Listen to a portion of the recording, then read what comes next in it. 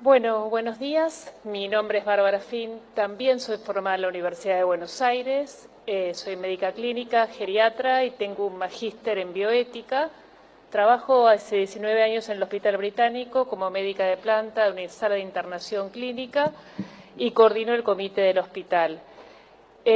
Agradezco la oportunidad de escucharnos y de debatir, y me parece que hay cuestiones que deberían quedar fuera del debate y centrarlas por ahí en otro lado. Es sorprendente volver a escuchar discusiones sobre en qué momento comienza la vida y hasta qué punto protegemos o no protegemos las vidas. Desde la ciencia no cabe duda el momento de comienzo de la vida.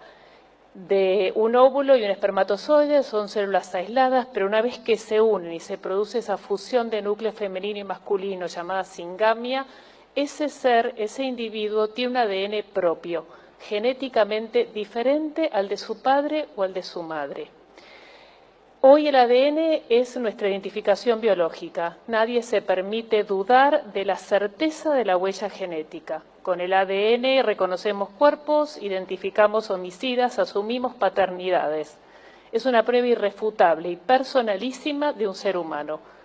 Es una representación directa de identidad. Otorgamos derechos y tomamos decisiones basándonos en el mismo ADN que, estando dentro del útero materno, pretendemos desconocer. Desde ese momento contiene todo lo necesario para desarrollarse y el rol de la madre se limita a asistir a ese crecimiento. De la misma manera que lo continúa haciendo los primeros años de vida. He escuchado que sin la madre el embrión no puede vivir, así como tampoco lo hacen los niños en los primeros años de su vida.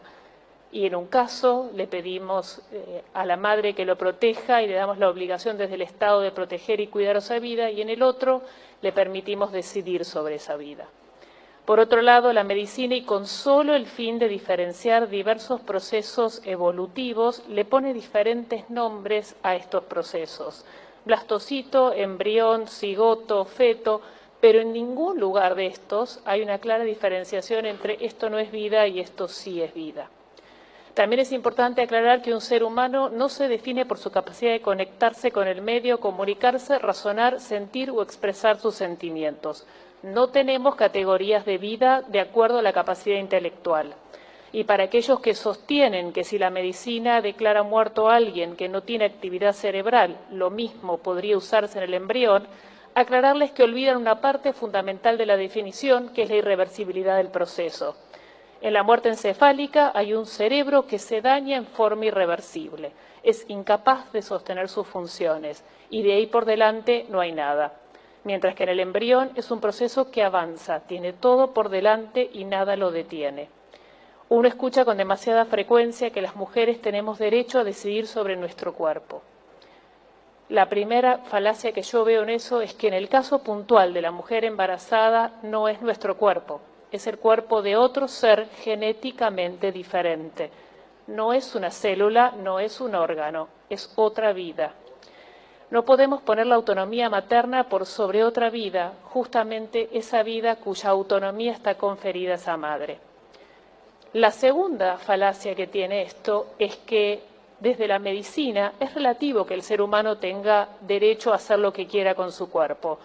De hecho, si nosotros recibimos en la guardia un paciente con un intento de suicidio, nuestra obligación es proteger y preservar esa vida y no permitir que haga con su cuerpo lo que le parezca. Sin tener entonces dudas desde la ciencia sobre el inicio de la vida, el derecho al aborto libre implicaría reconocer desde el Estado que hay algunas vidas que son más valiosas que otras. Estaríamos estableciendo diferentes categorías de vida, algunas que merecen cuidado y atención y otras, justamente aquellas que no pueden defenderse solas, quedan libradas a su suerte. Siguiendo la idea de la vida, toda vida es digna. Su valor no depende de su capacidad intelectual o su capacidad de sentir o expresarse. Estas opiniones generan alarma en aquellos que creemos en una sociedad humana e inclusiva. ¿Qué diferencia existiría entre un embrión o un adulto en estado vegetativo persistente o un anciano en la etapa final de una demencia? Corremos riesgos de caer en una sociedad donde la eugenesia, la selección de individuos de acuerdo a alguna característica, sea moneda corriente. Y no es necesario recordarles las consecuencias que ha sufrido la humanidad cuando intentó ese camino. Los procesos de Nuremberg marcaron un punto culminante y así términos como eugenesia o mejoramiento de la raza quedaron totalmente grabados en nuestra conciencia social. Pero se queda a la vista que las personas tenemos poca memoria y las prácticas eugenésicas continúan desarrollándose. Y en este punto en particular, hacer hincapié en lo que sucede en otras sociedades donde el aborto es legal. España, legalizado desde el 2010, y con respecto puntualmente a la trisomía 21 o síndrome de Down, 10 años atrás nacía un caso cada 670 niños vivos y hoy hay un caso cada 1.300 nacimientos. La proporción de aborto inducido en aquellos padres que hacían diagnóstico prenatal fue del 95.7%. El razonamiento que esgrimen los defensores de estas medidas eugenésicas es fruto de una tesitura que concibe la vida como un bien instrumental. La preocupación de los que promueven la ley es la vida de las mujeres, la mía también, la nuestra también. Ambas vidas son importantes y no podemos resolver la muerte con más muertes. La despenalización del aborto no va a evitar que mueran mujeres. Ningún procedimiento médico está exento de riesgos. Lo más grave del asunto es que seguimos sin cuidar a las mujeres. La mujer que recurre a un aborto es fruto de nuestro fracaso como sociedad. No pudimos brindarle educación, acceso a la salud, herramientas para que se conozca, quiera, valore su cuerpo y su vida. No supimos acompañarla en situaciones de violencia y ahora pretendemos solucionar toda esta enorme falta simplemente asegurándole un aborto limpio, sin pensar que después la que sigue sufriendo y sin herramientas es la misma mujer, sumando a todo lo anterior el dolor de una muerte. Citando el comunicado de la Academia Nacional de Medicina, creo que la salud pública argentina necesita de propuestas que cuiden y protejan a la madre y a su hijo, a la vida de la mujer y la del niño por nacer. La obligación de salvar a los dos, y nada bueno puede derivarse de la sociedad cuando se elige la muerte como solución.